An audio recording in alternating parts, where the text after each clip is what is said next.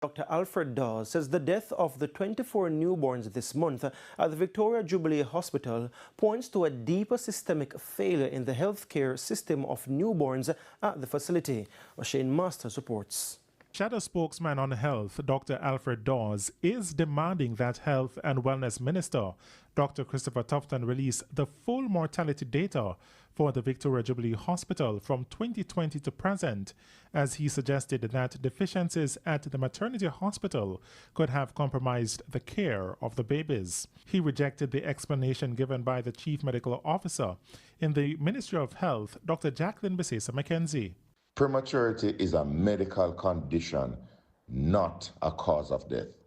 Victoria Jubilee continues to suffer from overcrowding, understaffing, and outdated infrastructure.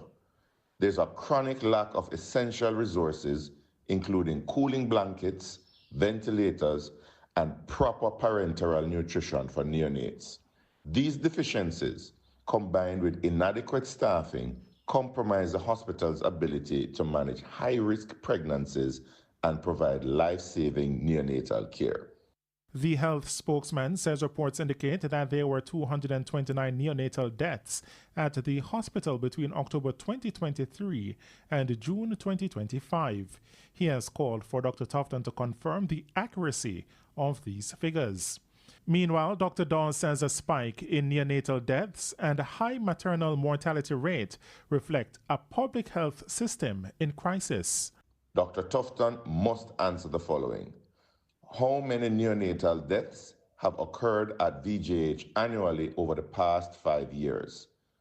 What has been done to improve these outcomes? What budget allocation was made to neonatal care? Was there a breakdown in infection control? And importantly, why was the public not informed sooner? Jamaicans deserve transparency and accountability. These were not statistics. These were children. Shane Masters, TVJ News.